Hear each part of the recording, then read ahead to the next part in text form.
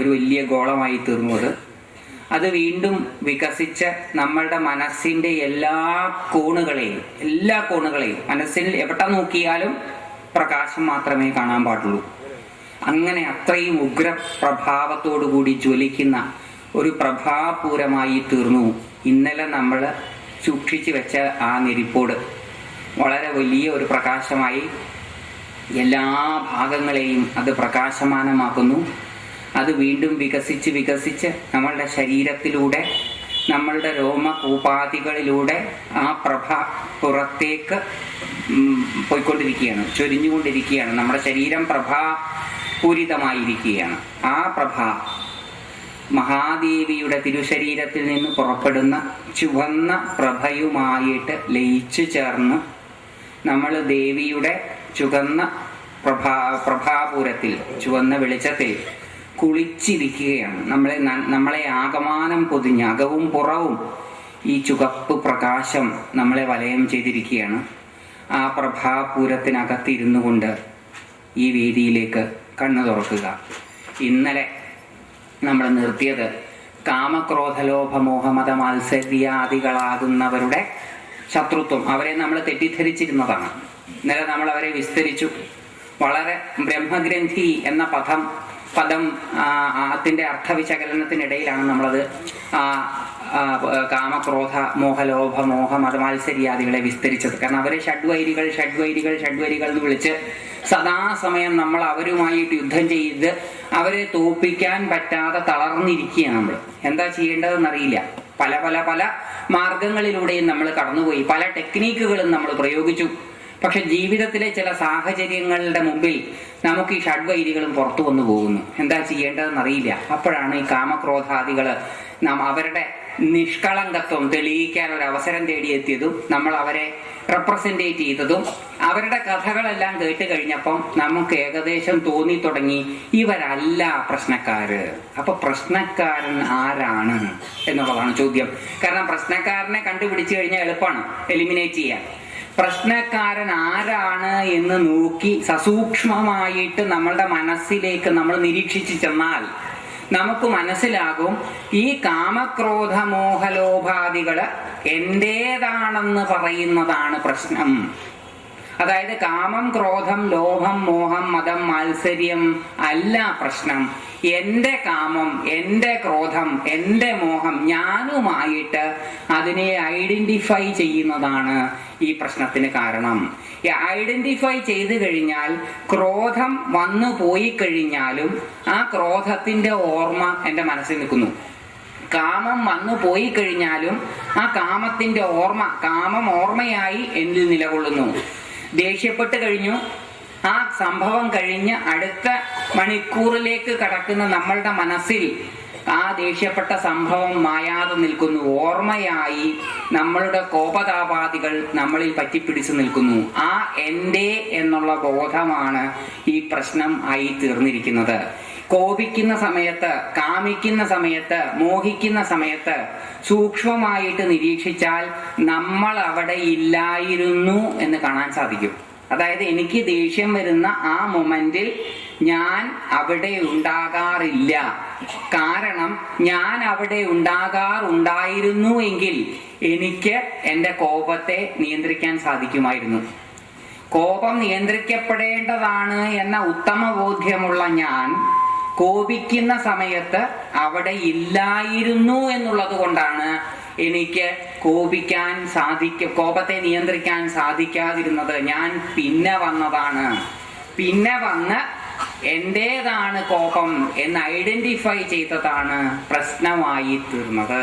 അപ്പോൾ യഥാർത്ഥ പ്രശ്നക്കാരൻ ഞാനും എന്റേതും എനിക്കും എന്നുള്ള ബോധമാണ്, ഈ കാമക്രോധാദികളല്ല. കാരണം അവ പ്രപഞ്ചത്തെ നയിക്കുന്നതിന് അനിവാര്യമായ ശക്തികളാണ്. രാഗസ്വരൂപ പാഷാഢ്യ ക്രോധാകാരാങ്കുശോജ്വല, ഈ രണ്ട് ആയുധങ്ങളെ കൊണ്ടാണ് ദേവി പ്രപഞ്ചത്തെ നിയന്ത്രിക്കുകയും മുന്നോട്ട് കൊണ്ടുപോവുകയും ചെയ്യുന്നത്. അപ്പോൾ പ്രപഞ്ചത്തിനെ മുന്നോട്ട് കൊണ്ടുപോകാൻ ഈ ശക്തികൾ അനിവാര്യമാണ്. അത് എന്റേതാണ്. എങ്ങനെയുള്ള എന്റേത്? അല്പനായ എന്റേതാണ് എന്ന് ഐഡന്റിഫൈ ചെയ്യുന്നതാണ് പ്രശ്നം. ലിമിറ്റഡ് ആണ് ഞാൻ. ആ ലിമിറ്റഡ് ആയിട്ടുള്ള എൻ്റെ കോപം, എൻ്റെ മോഹം, എൻ്റെ താപം എന്ന് ഐഡന്റിഫൈ ചെയ്യുന്നതാണ് പ്രശ്നം. അപ്പോൾ എന്നെ മനസ്സിലാക്കിയാൽ എൻ്റെ പ്രശ്നങ്ങളെല്ലാം തീരും. എന്നെ മനസ്സിലാക്കാൻ പല പല വഴികളും നമ്മുടെ മഹർഷീശ്വരന്മാര് പറഞ്ഞു തന്നു.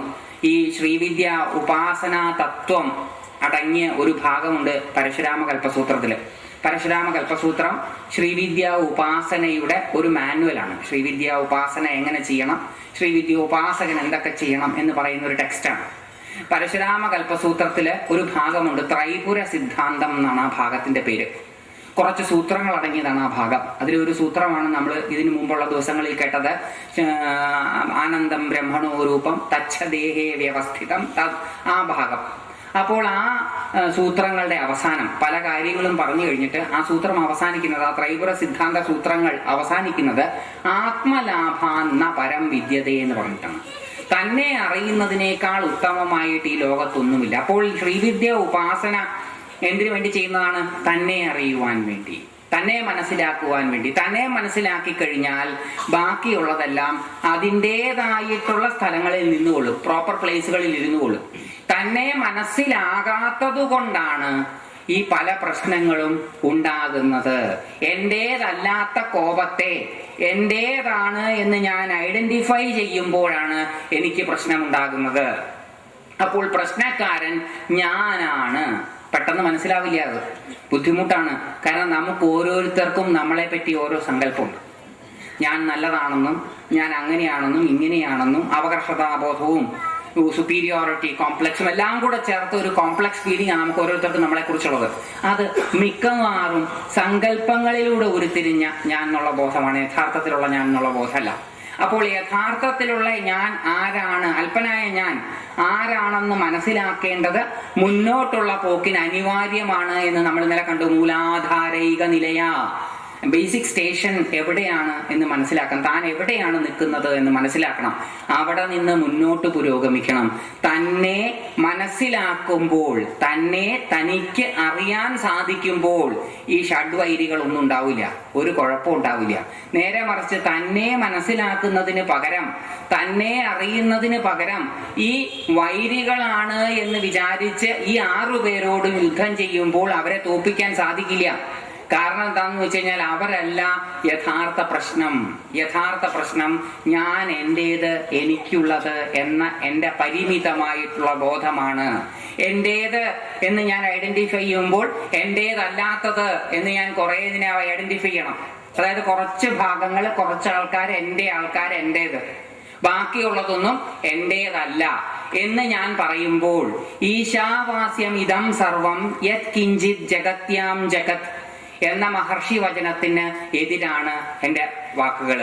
മത്ത പരതരം നാന്യത് കിഞ്ചിദസ്തി ധനഞ്ജയ മയി സർവമിതം പ്രോതം സൂത്രേ മണിഗണാധിപ എന്ന കൃഷ്ണ വാക്യത്തിനെതിരാണ് എൻ്റെ വാക്യം. കാരണം എന്നിൽ നിന്ന് അന്യമായിട്ട് ഈ ലോകത്തൊന്നും തന്നെയില്ല എന്ന് പറയുന്ന കൃഷ്ണന്റെ അനുഭവം അത് സത്യമാണ്. അപ്പൊ കൃഷ്ണനിൽ നിന്ന് അന്യമായിട്ട് ഈ ലോകത്തൊന്നും തന്നെ ഇല്ലെങ്കിൽ ഞാൻ കൃഷ്ണനാണെങ്കിൽ എന്റേതാണിത് മുഴുവനും. അപ്പോൾ എന്റേതാണിത് മുഴുവനും എന്ന് എനിക്ക് തോന്നുന്നില്ല. ചിലത് മാത്രം എന്റേത്, ചിലതൊന്നും എന്റേതല്ല. അപ്പോൾ എന്റേതല്ലാത്തതും എന്റേതായതും ഒരു മിസ് ഐഡന്റിഫിക്കേഷൻ, തെറ്റിദ്ധാരണ എനിക്കുണ്ടായി. ആ തെറ്റിദ്ധാരണയുടെ അടിസ്ഥാനത്തിലാണ് പിന്നെ ഞാൻ പെരുമാറുന്നത് മുഴുവൻ. അപ്പോൾ ആ തെറ്റായ ധാരണ, എന്നെ പറ്റിയുള്ള എൻ്റെ തെറ്റായ ധാരണ നീക്കിയാൽ മാത്രമേ എൻ്റെ പ്രശ്നം അവസാനിക്കുകയുള്ളൂ. അപ്പോൾ എന്നെ അറിയുവാൻ വേണ്ടി ഞാൻ നടത്തുന്ന പ്രക്രിയകളാണ് വാസ്തവത്തിൽ ആധ്യാത്മിക സാധനകൾ മുഴുവൻ. എന്നെ അറിയാൻ ഞാൻ എന്ത് ചെയ്യണം? ഒളിച്ചോടിയാൽ സാധ്യമല്ലാതെ. കാട്ടിലെ ഒരു ഗുഹയ്ക്കകത്ത് പോയിരുന്നാൽ സാധിക്കോ? സാധിക്കില്ല. അതിനെന്ത് ചെയ്യണം? ജീവിതവുമായിട്ട് ബന്ധമുണ്ടാകണം. മഹാഭാരതത്തിലെ വ്യാധന്റെ കഥ അതാ പറഞ്ഞു തരണത്. ഒരു മുനികുമാരൻ കാട്ടിൽ പോയി തപസ് ചെയ്തു. കുറേ കാലം തപസ് ചെയ്തതിന് ശേഷം തപസ്സിൽ നിന്ന് അദ്ദേഹം ഉണർന്നപ്പം അദ്ദേഹത്തിന്റെ മേത്തൊരു കാക്ക കാഷ്ടിച്ചു, ഒരു കിളി കാഷ്ടിച്ചു. കിളി കാഷ്ടിച്ചപ്പം ഇദ്ദേഹത്തിന്റെ ആത്മാഭിമാനത്തിന് മുറിവേറ്റു. ഇദ്ദേഹം ദേഷ്യത്തോടു കൂടി ഒന്ന് നോക്കി. ആ പക്ഷി ചാമ്പലായിപ്പോയി. വലിയ സന്തോഷമായി, ഞാൻ വലിയ തപസ്വിയാണല്ലോ എന്നൊരു അഹങ്കാരവും അദ്ദേഹം ഭിക്ഷാടനത്തിന് ഇറങ്ങി. ഭവതി ഭിക്ഷാം ദേഹി എന്ന് ചെന്ന് ചോദിച്ചാൽ പണ്ട് ആഹാരം കൊടുക്കും ആൾക്കാർ. അങ്ങനെ ആഹാരം കിട്ടും എന്നുള്ളത് കൊണ്ട് പ്രത്യേകിച്ച് പണിയൊന്നും എടുക്കണ്ട, കാരണം കിട്ടിയത് കഴിച്ച് സുഖമായിട്ട് ജീവിക്കാം. അപ്പൊ ഒരു വീട്ടിൽ ചെന്നു, ഭവതി ഭിക്ഷാം ദേഹി എന്ന് പറഞ്ഞപ്പം ആ വീട്ടിലെ അമ്മ പറഞ്ഞു, നിൽക്കൂട്ടോ ഞാനിപ്പോ വരാമെന്ന്. അപ്പൊ നിൽക്കൂട്ടോ ഞാനിപ്പോ വരാമെന്ന് പറഞ്ഞുകൊണ്ട് പോകാനും വയ്യ, തരാമെന്ന് പറഞ്ഞാൽ വാങ്ങിക്കാതെ പോകാൻ വയ്യ. അപ്പൊ അവിടെ നിന്നു. കുറെ നേരം നിൽക്കാൻ തുടങ്ങിയിട്ടും ആ അമ്മ വരുന്ന കാണുന്നില്ല. അമ്മയെ ഭവതി ഭിക്ഷാം ദേഹി എന്ന് ഉറക്കെ വിളിക്കുമ്പോ അമ്മ അപ്പോഴും പറയും, നിൽക്കൂട്ടോ ഞാൻ ദാ വരുന്നു. പോകാനും വയ്യ, അവിടെ നിൽക്കാനും വയ്യാത്ത സ്ഥിതിയായപ്പോ ഇയാളുടെ ഉള്ളില് കുറേശ്ശെ ദേഷ്യം വരാൻ തുടങ്ങി. ദേഷ്യം വന്നപ്പം അകത്തിരുന്ന ആ അമ്മ വിളിച്ചു പറഞ്ഞു, മുനികുമാര ദേഷ്യപ്പെട്ടിട്ട് കാര്യമൊന്നുമില്ല, വെണ്ണീറാവാൻ ഞാൻ കിളിയല്ല. ഇദ്ദേഹത്തിന് അത്ഭുതമായി. ഞാൻ ഇത്രയും കാലം ആ കാട്ടിൽ പോയി കണ്ണടച്ച് മൂക്കു പിടിച്ച് ചെവി അടച്ചിരുന്ന് നേടിയ തപശക്തി ഇവിടെ ഇപ്പൊ വരാന്ന് പറഞ്ഞ് പറ്റിക്കുന്ന ആ അമ്മയുടെ കയ്യിൽ. അപ്പൊ തിരിച്ചു വരുന്നവരെ കാത്തിരുന്ന് ഏതായാലും അറിയാലോ. ആ അമ്മ തിരിച്ചു വന്നപ്പോ ചോദിച്ചു, അല്ല അമ്മ എങ്ങനെ മനസ്സിലായി ഞാൻ എന്ത് സാധനയാ അമ്മ ചെയ്യണത്? അമ്മ ഏത് മന്ത്ര ചെയ്യണത്? ശ്രീവിദ്യയാണോ, കാളിയാണോ, താരയാണോ, ശ്രീകൃഷ്ണനാണോ, ഏതാവോ മന്ത്രം ചെയ്യുന്നത്? ഏത് ചക്രപൂജയാണ് അമ്മ ചെയ്യണതെന്നൊക്കെ ചോദിച്ചു. അമ്മ പറഞ്ഞു, ഞാനിതൊന്നും ചെയ്യാറില്ല, എനിക്കിതിനൊക്കെ എവിടെയാ നേരം? എന്റെ ഭർത്തൃ ശുശ്രൂഷയും മാതാപിതാക്കന്മാരുടെ ശുശ്രൂഷയും കഴിഞ്ഞ എനിക്ക് എന്റെ കാര്യം തന്നെ ചെയ്യാൻ സമയമില്ല. ഞാൻ അത് മര്യാദയ്ക്ക് ചെയ്യും, അല്ലാണ്ട് കാട്ടിക്കൂട്ടലല്ല. അത് ചെയ്യാൻ താമസിച്ചു പോയത് കൊണ്ടാണ് അങ്ങയോട് നിൽക്കാൻ പറഞ്ഞത്. അവർക്കൊരാവശ്യം വന്നപ്പോൾ അത് കഴിഞ്ഞിട്ട് വരാന്ന് പറഞ്ഞു. ഇത്രേ ഉള്ളൂ, എനിക്ക് അങ്ങേക്ക് ഇതിൽ കൂടുതൽ പറഞ്ഞു തരാൻ സമയമില്ല. അങ്ങ് മാർക്കറ്റിൽ പോയാൽ അവിടെ ഇറച്ചി വെട്ടുകാരനായിട്ട് ഒരാളെ കാണാം, അദ്ദേഹത്തിൻ്റെ അടുത്ത് പൊക്കോളൂ, അദ്ദേഹം ബാക്കി പറഞ്ഞു തരുന്നു. ആകെ അത്ഭുതമായി. ഇവിടെ ഒരു ഗൃഹസ്ഥയായ സ്ത്രീ ഞാൻ മഹാമന്ത്രങ്ങളൊക്കെ ഋഷി ഛന്ദസ് ദേവതയൊക്കെ മുദ്ര തെറ്റാതെ ന്യസിച്ച് ഇടത്തെ മൂക്കിലൂടെ ശ്വാസം കയറ്റി കൃത്യമായ മാത്രയിൽ പിടിച്ചു വെച്ച്, മെനക്കെട്ടാണ് പിടിച്ചു വെച്ചിരിക്കുന്നത്, പിടിച്ചു വെച്ച് വലത്തെ മൂക്കിലൂടെ ഇറക്കി എത്ര കാലം കഴിഞ്ഞിട്ട് ഒരു പക്ഷിയെ ഒന്ന് ഭസ്മാക്കാൻ പറ്റിയത്? ഈ അമ്മ പറയണത് ആകെ ചെയ്തത് അച്ഛനമ്മമാരെ നോക്കുകയും ഭർത്താവിനെ നോക്കുകയും ചെയ്തിട്ടുള്ളൂ എന്നാണ്. ആകെ സംശയമായി. എന്നാൽ ഏതായാലും ഇനി അയാളെയും കൂടെ കണ്ടേക്കാം എന്ന് വിചാരിച്ചിട്ട് ആ മാർക്കറ്റിലേക്ക് ചെന്നു. മാർക്കറ്റിലേക്ക് കയറാൻ പറ്റില്ല, അത്ര ദുർഗന്ധമാണ്. പല സാധനങ്ങളും ഇന്ത്യക്കാരില്ലേ ഒന്നും മര്യാദയ്ക്ക് എവിടെയും കൊണ്ടിടില്ല, ഒക്കെ അന്യന്റെ കടയുടെ മുമ്പിൽ കൊണ്ടിടും. അവനും അന്യന്റെ കടയെ കൊണ്ടുവരും. അവന്റെ അന്യൻ ഞാനാണ്. അപ്പൊ എന്റെ കടയുടെ മുമ്പിൽ അവന്റെ സാധനം കിടക്കും, അവന്റെ കടയുടെ മുമ്പിൽ എന്റെ സാധനവും കിടക്കും. അങ്ങനെ എനിക്കൊരു സമാധാനം ഞാൻ അങ്ങോട്ടിട്ടൂന്ന്, അവനൊരു സമാധാനം ഇങ്ങോട്ടിട്ടൂന്ന്.